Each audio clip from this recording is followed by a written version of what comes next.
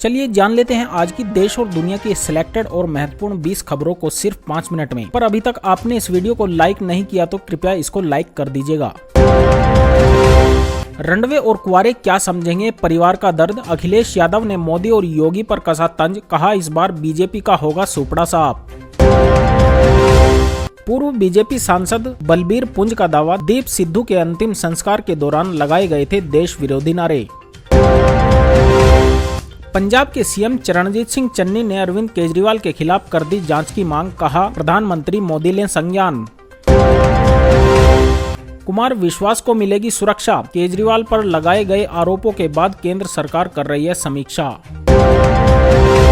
BJP सांसद प्रज्ञा ठाकुर की दो टूक, हिजाब खजाब से हमें कोई लेना देना नहीं, लेकिन स्कूल कॉलेजों के नियमों का करना पड़ेगा पालन।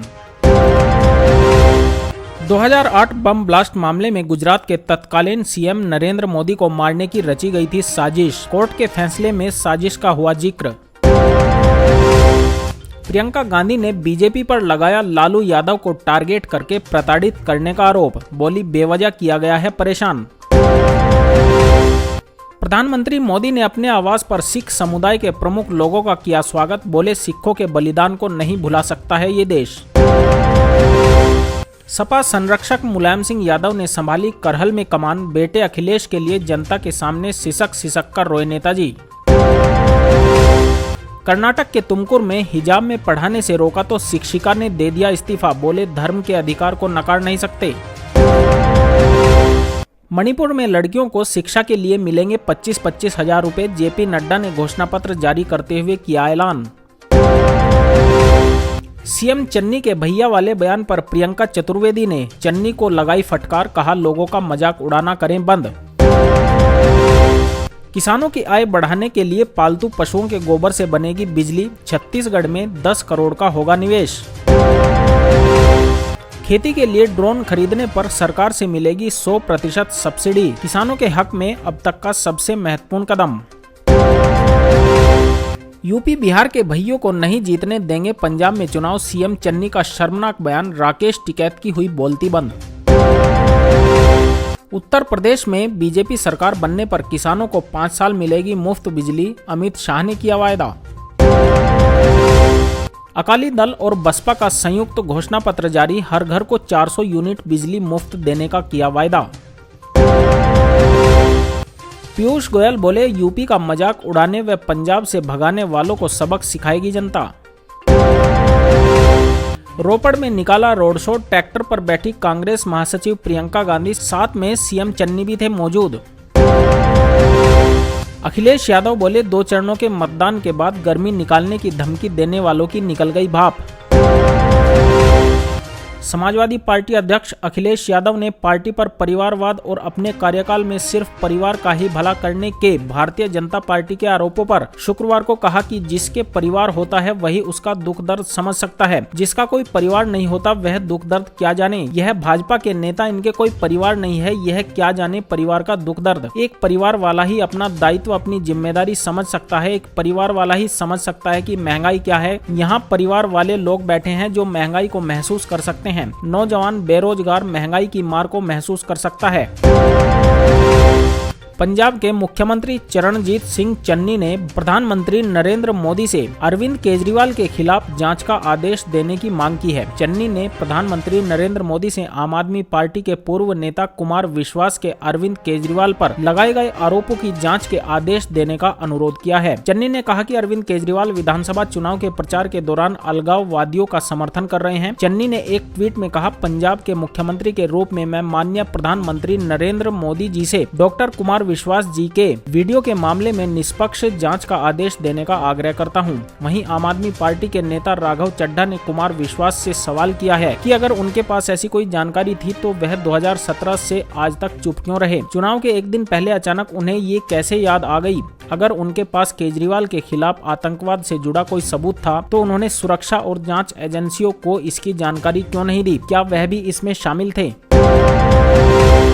आम आदमी पार्टी के फाउंडर मेंबर रहे कुमार विश्वास इन दिनों सुर्खियों में बने हुए हैं। कुमार विश्वास द्वारा अरविंद केजरीवाल पर लगाए गए आरोपों के बाद से ही विपक्ष आम आदमी पार्टी पर हमलावर है। कुमार विश्वास का वीडियो वायरल होने के बाद प्रतिक्रियाओं का दौर जारी है। इस बीच खबर सामने आई है कि केंद्र सरकार कुमार विश्वास की सुरक्षा की समीक्षा कर रही है और खुफिया जानकारी के बाद उन्हें सुरक्षा प्रदान की जा सकती है। पंजाब चुनाव से पहले लगाए गए आरोपों के बाद सियासी गलियारों में खलबली मची हुई है। इस बीच विश्वास ने कहा कि आरोप लगाने के बाद उन्हें धमकियां मिल रही हैं। विश्वास ने कहा कि जो लोग फोन और व्हाट्सएप पर धमकियां दे रहे हैं वो इनसे डरने वाले नहीं हैं।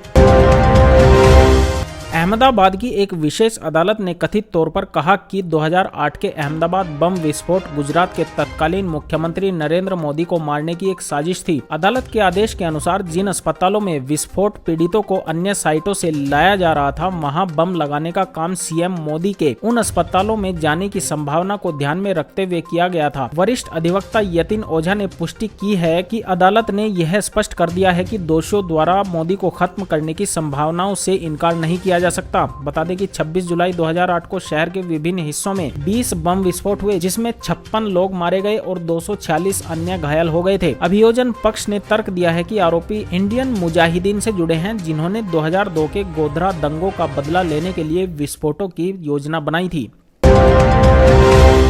हिजाब मामले में कर्नाटक हाईकोर्ट में सुनवाई हो रही है। उसके साथ ही इस विषय पर राजनीतिक संग्राम भी छिड़ गया है। सियासी तौर पर इस मुद्दे को भुनाने की कोशिश हो रही है। एक तरफ असदुद्दीन ओवैसी कह रहे हैं कि इंशाअल्लाह एक ना एक दिन कोई ना कोई हिजाबी महिला इस देश की पीएम बनेगी, तो बीजेपी का फायर ब्रांड नेता और भोपाल से सांसद प्रज्ञा ठाकुर का कहना है कि स्कूल और कॉलेज में हिजाब किसी भी सूरत में स्वीकार नहीं है। प्रज्ञा ठाकुर ने कहा कि हिजाब एक पर्दा है और पर्दा उन लोगों के खिलाफ किया जाना चाहिए जो आपको बुरी नजर से देखते हैं, लेकिन यह तय है कि हिंदू उन्हें बुरी नजर से नहीं देखते क्योंकि वे महिलाओं की पूजा करते हैं। बरखेड़ा पठानी क्षेत्र के एक मंदिर में एक समारोह को संबोधित करते हुए उन्होंने कहा कि हिजाब पहनना या खजाब लगाना मदरसों तक सीमित होना चाहिए, न कि अन्य शैक्षणिक संस्थानों में। लाल किला हिंसा के आरोपी और पंजाबी कलाकार दीप सिद्धू की 15 फरवरी 2022 को सड़क दुर्घटना में मौत हो गई। इस बीच पंजाब की सियासत में एक नया मामला तूल पकड़ता नजर आ रहा है। दरअसल पूर्व भाजपा सांसद बलबीर पुंज ने यह दावा किया है कि दिवंगत अभिनेता दीप सिद्धू के अंतिम संस्कार के समय खालिस्तानी नारे लगाए गए। अपनी बात को आगे बढ़ाते हुए पूर्व भाजपा सांसद ने कहा कि अलगाववादी एजेंडा वाले लोग मुद्दों को सांप्रदायिक रंग देना चाहते हैं। अलगाववादियों ने किसान आंदोलन को हाईजैक कर लिया था। यह अब किसानों के हित में नहीं है और बेहद खतरनाक है। चारा घोटाला केस में सीबीआई की विशेष अदालत द्वारा लालू प्रसाद यादव को दोषी ठहराए जाने के बाद कांग्रेस महासचिव प्रियंका गांधी ने आरोप लगाया है कि राजद सुप्रीमो को भारतीय जनता पार्टी के नेतृत्व वाली केंद्र सरकार द्वारा राजनीतिक रूप से निशाना बनाया जा रहा है। उन्होंने दावा किया कि लालू प्रसाद यादव को परेशान किया जा रहा है क्योंकि उन्होंने भाजपा के सामने झुकने से इनकार कर दिया है। कांग्रेस महासचिव प्रियंका गांधी ने कहा कि भाजपा की राजनीति का ये अहम पहलू है कि जो भी उनके सामने झुकता नहीं है उसको हर तरह से प्रताड़ित किया जाता है। लालू प्रसाद यादव जी पर इसी राजनीति के चलते हमला किया जा रहा है। मुझे आशा है कि उन्हें न्याय जरूर मिलेगा।